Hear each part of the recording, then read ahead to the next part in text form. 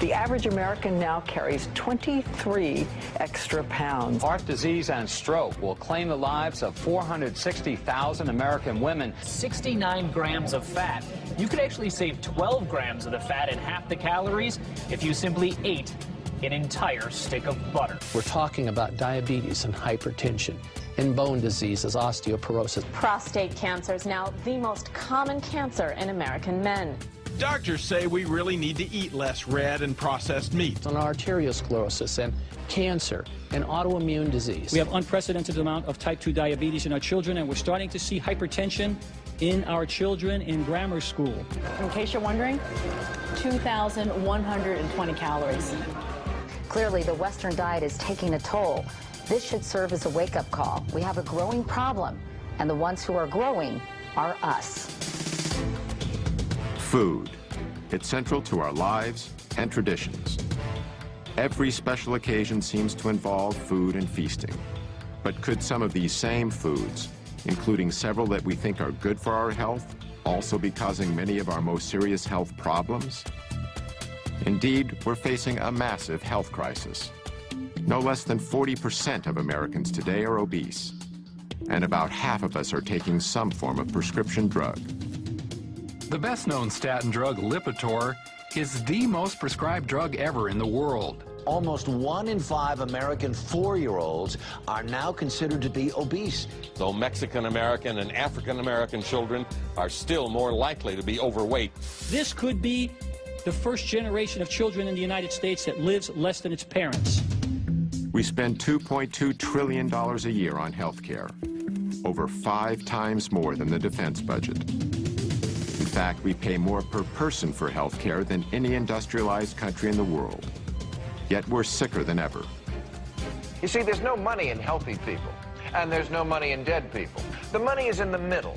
People who are alive, sort of, but with one or more chronic conditions. Obesity, diabetes, heart disease, high blood pressure are all diet-related health issues that cost this country more than $120 billion each year. Every minute, a person in the U.S. is killed by heart disease. 1,500 people a day die from cancer. Combined, these two diseases kill over 1 million Americans every year. Cases of diabetes are skyrocketing, particularly among our younger population. Diabetes. Life-threatening diabetes. 1 out of 3 people born in the U.S. today will develop this crippling condition during their lifetime. Millions of others suffer from a host of degenerative diseases. Millions more of us are so stimulated by sugar, coffee, and energy drinks that we've masked our chronic fatigue. But could there be a single solution to all of these problems? A solution so comprehensive, yet so straightforward, that it's mind-boggling that more of us haven't taken it seriously? Someone has to stand up and say that the answer isn't another pill. The answer is spinach. A growing number of researchers claim that if we eliminate or greatly reduce refined, processed, and animal-based foods, we can prevent, and in certain cases even reverse, several of our worst diseases. They say all we need to do is adopt a whole foods, plant-based diet. It sounds almost too simple to be true.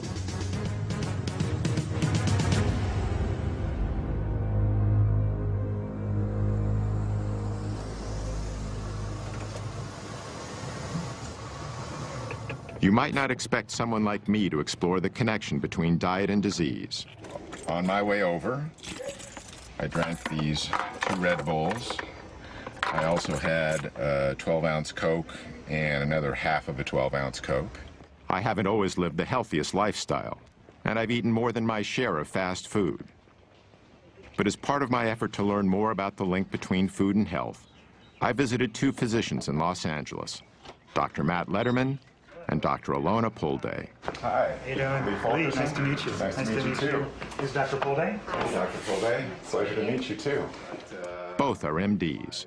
Dr. Letterman was trained in internal medicine and Dr. Pulday in family practice. They incorporate a whole plant foods nutrition plan into the treatment of their patients. Okay. Let's get started on that, and then we'll do some talking. 142.82. I found out a lot more than I expected. Like a lot of Americans, I thought my health was pretty good. I had no major diseases that I knew of. But I hadn't had a thorough checkup in a while, so I decided to get one. When Dr. Letterman gave me the results, it was a real wake-up call. I gotta say, I'm kind of shocked. I'm really worried about my blood work numbers. 240 and 241 for my cholesterol is way higher than it's ever been. I got this 6 number. That, to me, is the most worrying number I got. The 6 number was the result of something called a CRP test, which measures the inflammation in my heart and blood vessels. This put me in the high-risk category for a heart attack. So I committed to a 12-week nutrition program under Dr. Letterman's supervision.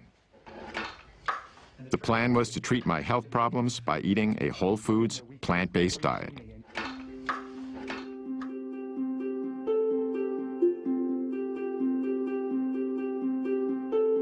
The idea of using nutrition to promote good health is nothing new.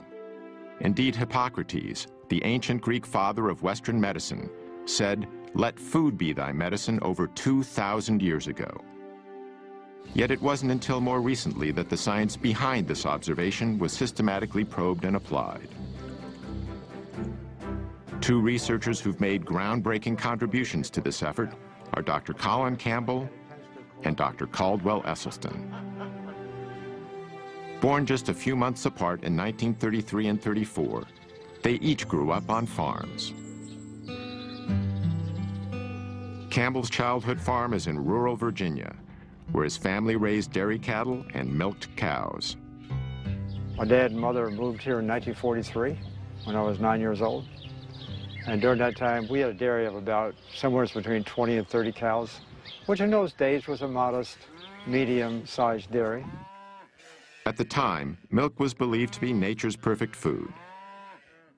So perfect, in fact, that this U.S. government film from the early 20th century recommended that infants who have just been weaned from their mother's milk should be switched immediately to cow's milk.